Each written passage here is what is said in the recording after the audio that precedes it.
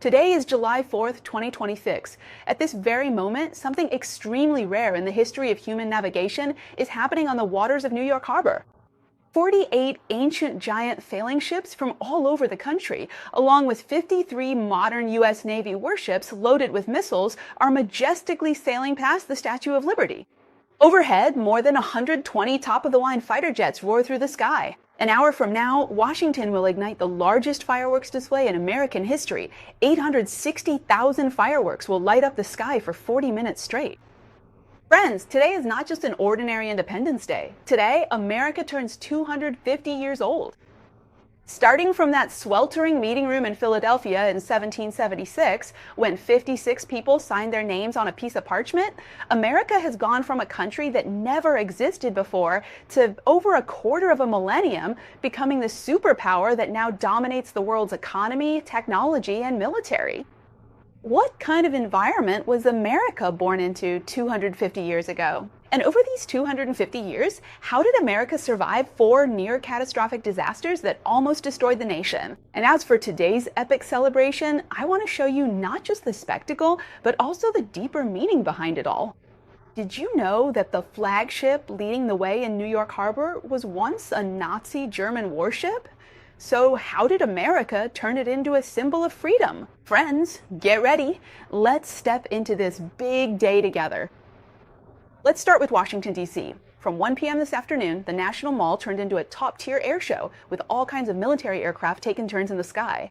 At 7 p.m., the American Tribute Rally officially kicked off, stretching from the Lincoln Memorial all the way to the Washington Monument. At 9 p.m., Trump will deliver a nationwide address. At 10:30, for 40 minutes straight without a break, 10 locations will launch fireworks simultaneously, with a total of 860,000 fireworks lighting up the night sky.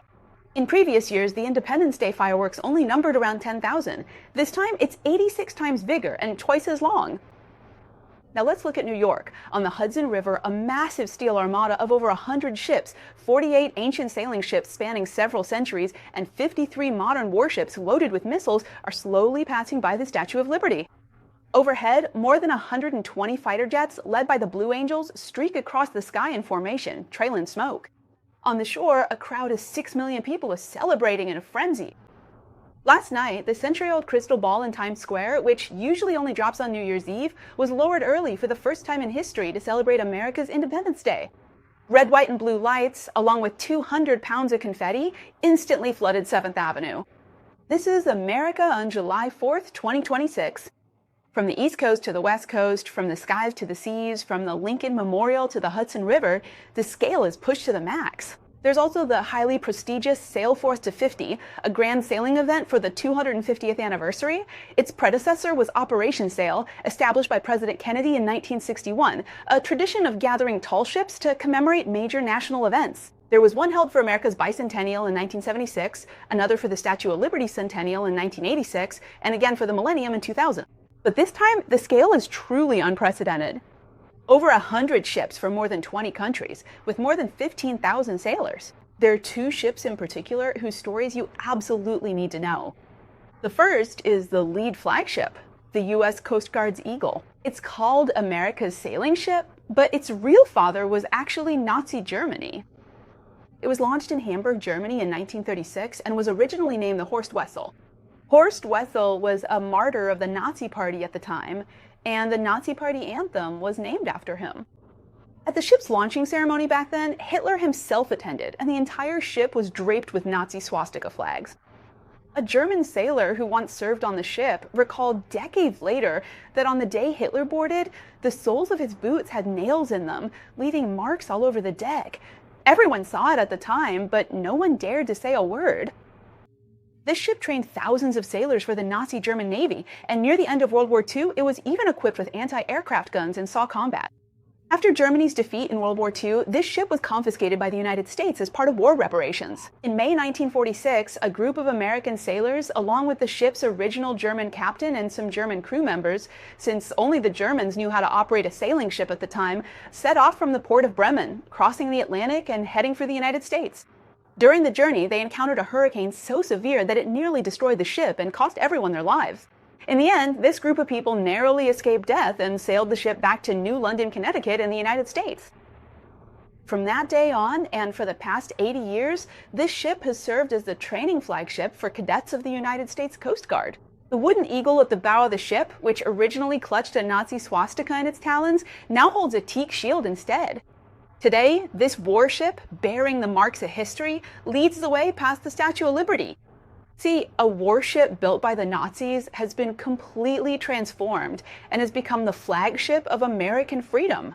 The second ship is the largest giant in this fleet of sailing ships, Peru's Union. It has 4 masts, 34 sails, and is 115 meters long, making it the largest sailing ship in all of North and South America. At the bow stands an Inca emperor, adorned with the emblem of the sun god. This isn't an American ship, but it still came. Why is that? Actually, it's not just Peru. Today's fleet also includes Argentina's Libertad, Chile's Esmeralda, Colombia's Gloria, ships from Mexico, Ecuador, and so on. More than 20 countries have sent their top sailing ships, all making the journey over several months to arrive at the port of New York.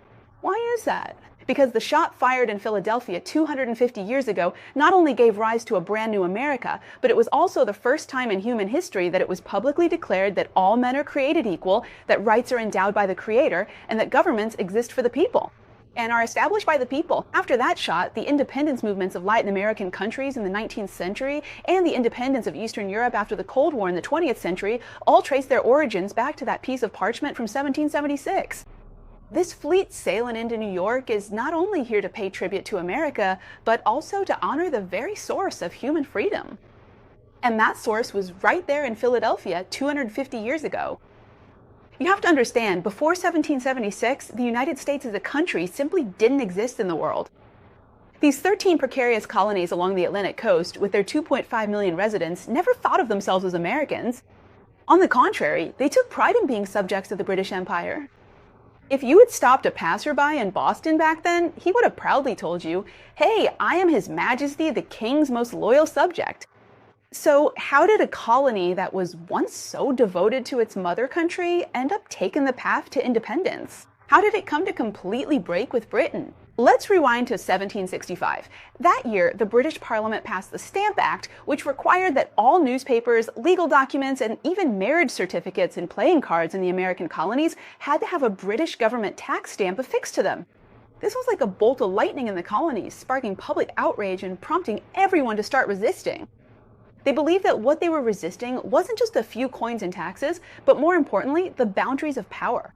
I don't even have a single representative in your British Parliament, so what gives you the right to just slap your thigh and decide to tax me? And so the ironclad principle that is echoed through America's 250-year history was born: no taxation without representation. Of course, that arrogant London couldn't understand it all. They thought, since you won't obey, then we need to be even tougher. So Britain quickly introduced even more aggressive laws, imposing taxes by force on glass, paper, and tea. The friction at 0 point finally turned into blinding bloodshed on the snowy night of March 5, 1770. It was snowing in Boston that night. On King Street, a British sentry was on duty when a group of Bostonians surrounded him and started arguing. The crowd grew larger and larger, and people began throwing snowballs and stones.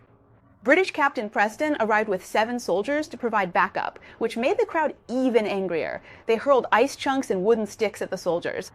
Suddenly, a gunshot rang out, followed by a volley of shots. 5 Bostonians fell to the ground on the spot, and the snow quickly turned red with blood.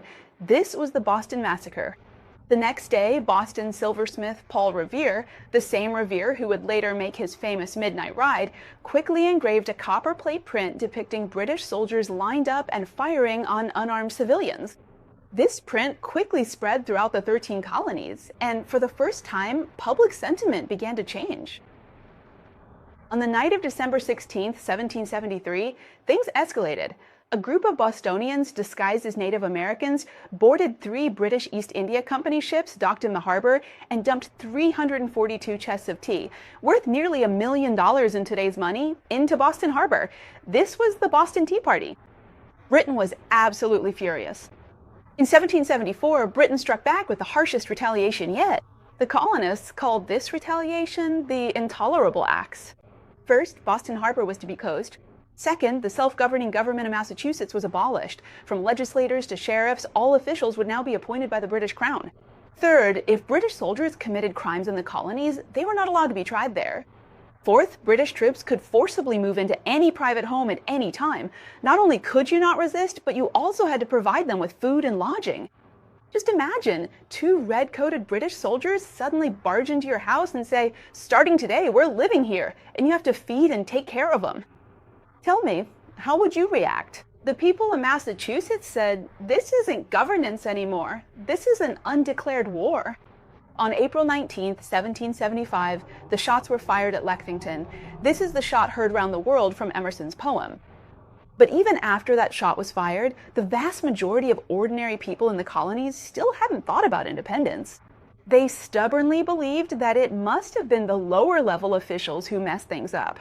If His Majesty the King, who stands above all, knew about our grievances, he would surely stand up for us.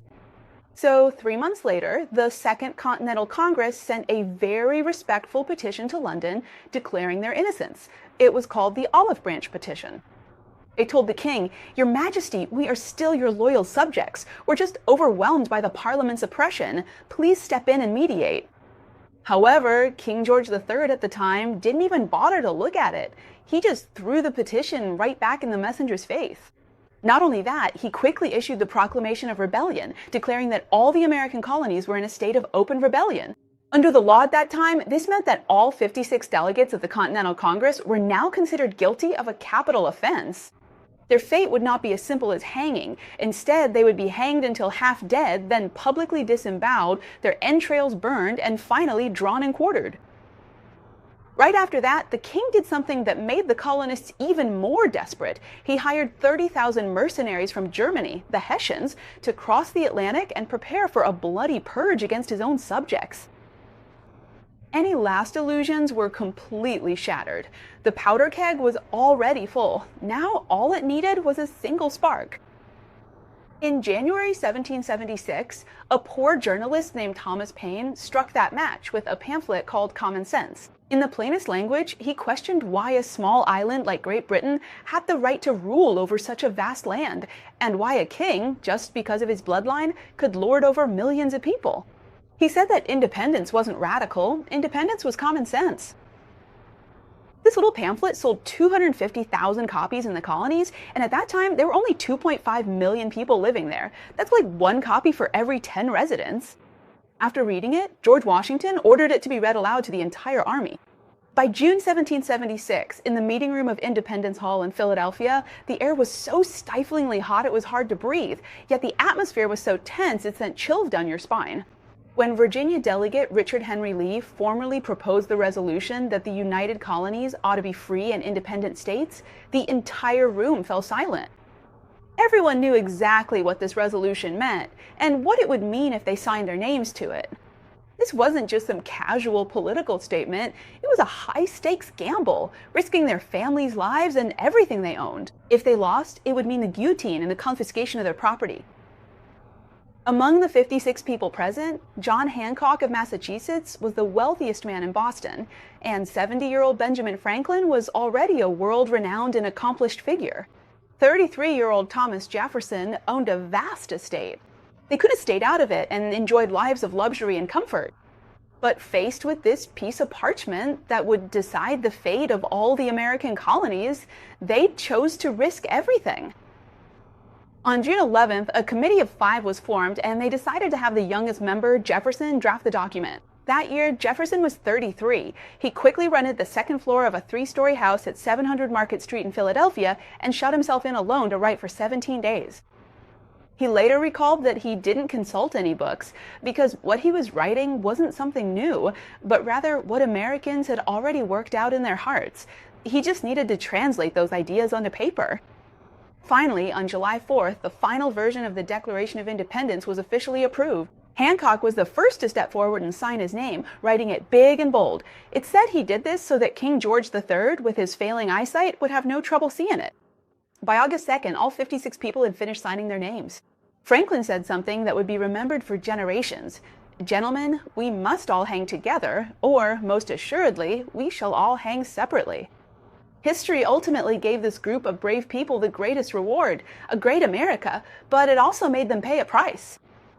Among these 56 signers, 5 were later brutally captured by the British Army, 12 had their homes burned to the ground, 2 lost their sons on the battlefield, and at least 9 died in poverty and hardship before victory was achieved. At the moment they signed their names, they knew there was an abyss ahead of them, but they still pressed forward without hesitation. In this document of 1,300 English words, its most important sentence remains deeply moving to this day. We hold these truths to be self-evident, that all men are created equal, that they are endowed by their Creator with certain unalienable rights. Among these are life, liberty, and the pursuit of happiness. Pay attention to this word, creator. This is the foundation of America's founding, the cornerstone of American constitutionalism, the idea that rights are endowed by God. Basic human rights are not granted by kings, not passed by parliaments, and certainly not handed out by the government. These rights do not come from any human authority or sentiment, which is why they are called unalienable rights. Since they are not given by any earthly power, no earthly power can take them away. With just a piece of parchment, 1,300 words, and 56 signatures, America was born. It's truly moving to think that for the past 250 years, this land has given countless people the chance to pursue freedom. Today, we still strive to live well and wholeheartedly protect the health of our families. Freedom is worth cherishing, and health is even more worth protecting. After the Declaration of Independence was published, Britain was, of course, very displeased. In order to erase this document, they fought against America for a full 7 years, until the great victory at Yorktown in 1781, when British General Cornwallis surrendered to Washington with 7,000 troops. In 1783, the Treaty of Paris was signed, and Britain officially recognized the independence of the United States of America. But even at this point, the most brilliant black humor in history wasn't over yet. 2 years after the end of the War of Independence, in 1785, John Adams, the very man who had been put on a wanted list by George III and had signed the Declaration, was appointed as the first U.S. ambassador to Britain. He walked formally into St. James's Palace in London, officially presenting his credentials to King George III, the very nemesis who had once wanted him hanged and quartered. It was a meeting of remarkable political wisdom in the history of human diplomacy. How did Adams, with just a few words, turn hostility into friendship, transforming mortal enemies on the battlefield into what would become the strongest special alliance between the US and the UK for the next 2 centuries? In a previous episode, we covered this brilliant turnaround in detail, so if you missed it, feel free to catch up after watching today's episode. In short, the final outcome was that King George III of England, who once broke the olive branch, became the first to extend a hand of friendship to the newly independent United States of America. A new nation, unyielding to royal power and believing in God-given human rights, was born amidst the devastation of war. But this birth was only the beginning. From 13 coastal colonies banding together for survival to the global superpower it is today, America's 250-year journey has been anything but smooth. On the contrary, it has faced at least 4 near-catastrophic crises that almost destroyed the nation. Each of these turning points has reshaped the country's muscles and bones. The first turning point was the anarchic crisis in the early days of the nation.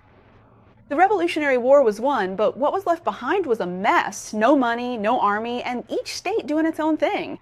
So how should it be governed? In the summer of 1787, 55 founding fathers locked themselves once again in a sweltering little room in Philadelphia, arguing and flipping tables every day for 4 whole months. Who should have the final say, the federal government or the states? How should big states and small states split the pie? How should the president be chosen? What should be done about slavery? During this time, Washington, as the president of the convention, sat silently at the front, holding the room together with his authority. 81-year-old Benjamin Franklin, suffering from gout, had to be carried in and out every day. It was through these almost desperate compromises and arguments that they created the U.S. Constitution, which contains only 7 articles, establishing the fundamental framework of separation of powers and constitutional republicanism. In 1789, Washington was unanimously elected as the first president, but perhaps his most remarkable act was that after serving 2 terms, he simply patted himself off and voluntarily retired to private life. At the time, all of Europe was stunned. Napoleon later sighed that if Washington hadn't given up power back then, he could have become an all-powerful Caesar. But Washington stepped down, and he set a precedent for America. This country does not need a king. The second critical moment came during the self-destructive Civil War of the 1860s. As the nation expanded westward, the slave-based agriculture of the South and the industrialized commerce of the North began to clash. This wasn't just a struggle over economic interests, but rather the ultimate question America had to face nearly a century after its founding. Did the phrase written in 1776, "all men are created equal," actually include black people? In 1861, the Civil War broke out. Over 4 years of fighting, more than 600,000 Americans died, ultimately surpassing the total number of American deaths in both World War I and World War II combined. In the end, it was Abraham Lincoln who led the North to victory in this war. In 1863, he signed the Emancipation Proclamation. That same year, on the blood-soaked battlefield of Gettysburg, he delivered one of the greatest and shortest speeches in human history. He declared to the world that this nation was undergoing a baptism by fire, and that a government of the people, by the people, for the people, shall not perish from the earth. In 1865, the South surrendered, and just 5 days later, Lincoln was assassinated. He fell just before the dawn of victory, but with his life, he preserved the American Union, making the phrase, "all men are created equal," truly apply to every American for the first time. The third turning point was the trial by wealth, machines, and world wars. Rising from the ruins of the Civil War, America entered a period of rapid and frenzied industrialization. Carnegie's steel, Rockefeller's oil, Morgan's finance, and Edison's electric light. All these legends were born during this era. In 1913, Ford's factory in Detroit launched the world's first Model T assembly line, making it possible for an ordinary worker to afford a car with just 1 year's wages. For the first time in human history, ordinary people gained the freedom to travel. The Great Depression in 1929 hit the United States hard. Half the banks went under and a quarter of the population was unemployed. After 2 world wars, America rose up and became the world's leading superpower. In 1945, with the end of World War II, the US dollar became anchor to the global economy. The 13 colonies that once banded together for survival now took on the responsibility of leading the free world. The fourth turning point was the half-century-long Cold War confrontation and the current wave of world-changing technology. From the Marshall Plan during the Cold War, the Cuban Missile Crisis, and the Vietnam War, to Reagan's Star Wars program, all the way to the fall of the Berlin Wall in 1989 and the collapse of the Soviet Union in 1991, the United States kept winning. After the weapons were put away, this land unleashed another, even more powerful force, Silicon Valley.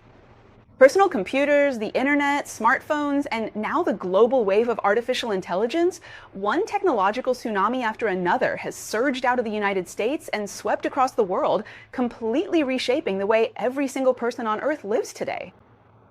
Friends, looking back over these 250 years, from the 56 signatures in that sweltering room at Independence Hall in Philadelphia, to today's hundreds of giant ships in New York Harbor, more than 120 fighter jets, and 860,000 fireworks lighting up the sky. America's history of growth is filled with both glory and scars. It has endured the tearing apart of Civil War, the despair of the Great Depression, the setbacks of the Vietnam War, and the fury of 9/11.